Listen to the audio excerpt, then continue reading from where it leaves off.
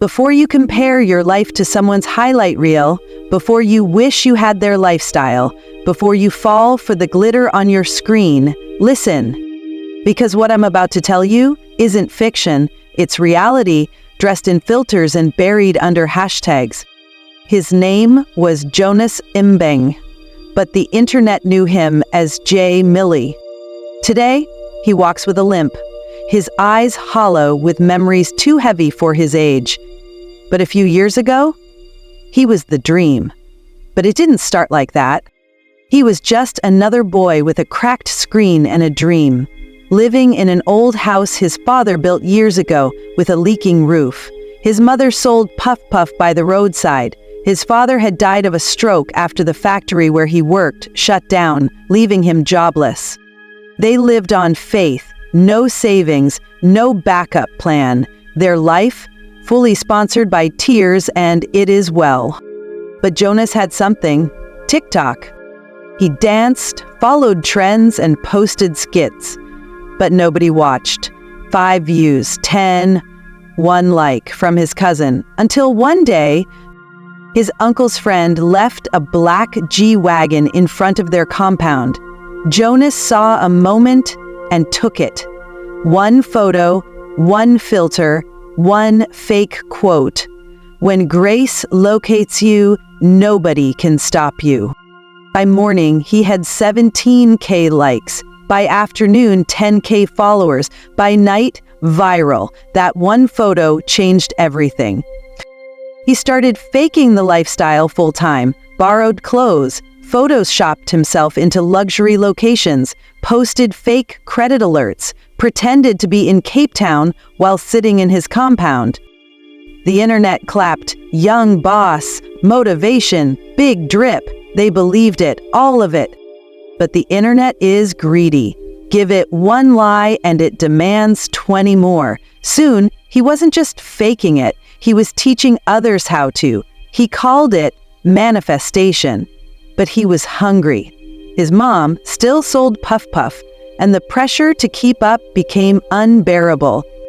That's when he met Tasha Baby, a rising TikToker, pretty, bold, and semi-viral for her makeup tutorials and story times.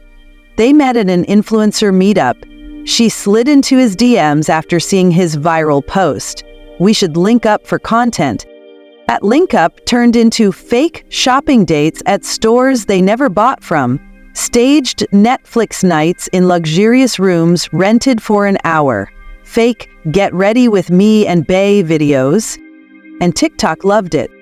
Overnight, they became internet royalty. Brand deals started coming in, small money, enough to rent luxury outfits, attend influencer parties, and afford a few trips just for content. Their followers exploded. People were obsessed with them. But it was all a lie. They weren't dating. They didn't even like each other that much, but they needed each other. And the pressure kept growing. They needed real money to fund the fake lifestyle. That's when Kenny Blaze showed up, a verified influencer with luxury cars and no known job.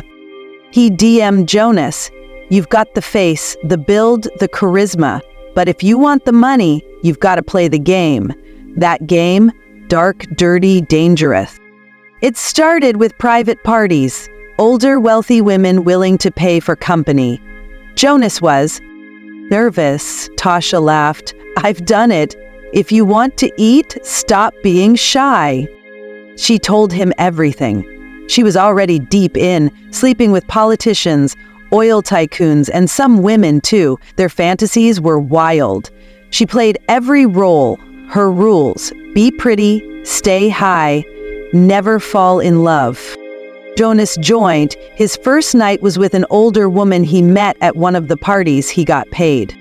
"Easy," he said. Bought new clothes. But the next request? Worse. A male sponsor. Jonas refused. But Kenny said, "No refusals, or you go collect."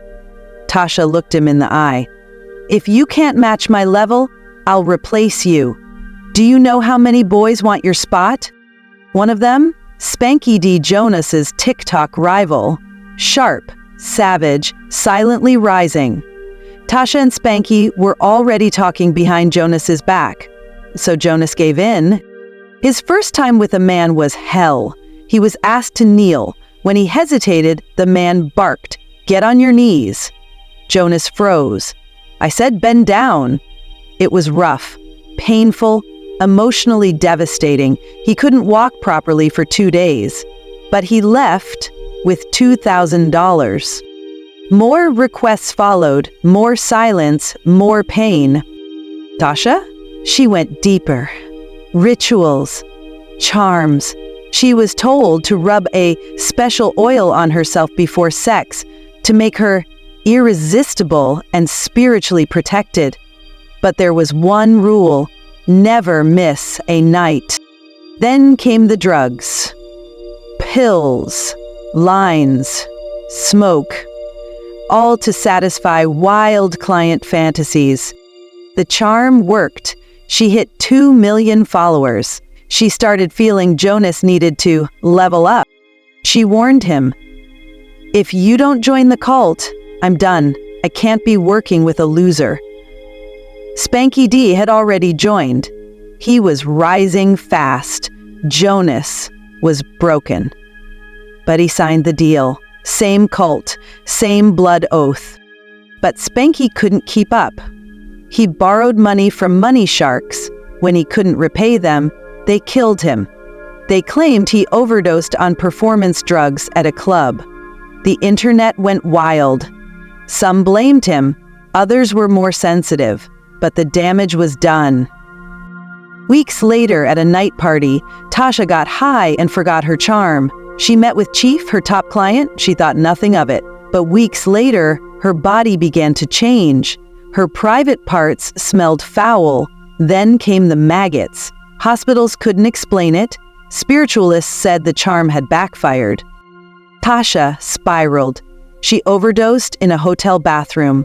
Her final note: "I was tired of being everyone's fantasy." Jonas tried to escape. The cult told him, "You've eaten from our pot. The price will come." Weeks later, his mother collapsed. No illness, no warning, just gone. Doctors were confused. But Jonas knew. He screamed until he passed out. The cult had warned him. They needed a sacrifice. He didn't choose, so they took. Jonas wanted out, turned off his phone, vanished for months. No ID, no social media, slept in churches, then under bridges. But the cult doesn't forget. One night, masked men found him, beat him, stabbed his thigh, left him bleeding. He should have died, but a widow found him, took him to a hospital. He healed, slowly, but his leg never fully recovered. That's why he limps, but he's alive. Then, one day, he returned. Not as J. Millie.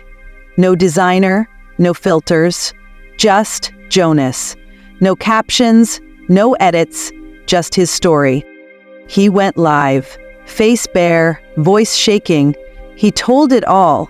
The lies, the fake love, the sex, the pain, the cult, the loss. He said, "I wanted to matter, but I almost lost my soul." And people listened, not because he was rich, but because he was real. He now walks with a limp, a reminder of what he gave to stay relevant. He still hears whispers, a reminder of the cult he tried to escape. He still feels guilty about his mother, a price he'll carry forever. But he survived to warn others. So before you fake a lifestyle for clout, before you sleep your way to fame, before you let strangers on the internet define your worth, remember Jonas. Not the filtered version, the real one. Because peace is better than pressure. And your 20s aren't for proving anything. They're for growing, failing, healing, and discovering yourself. You're allowed to be 21, 22, 23, and not have it all figured out. You don't need 1 million followers to be valuable. You just need to be real with yourself. So don't let social media lie to you. And don't let clout cost you your soul. And one last thing, be kind with your words online. Just because someone can't see you doesn't mean your comments don't cut deep.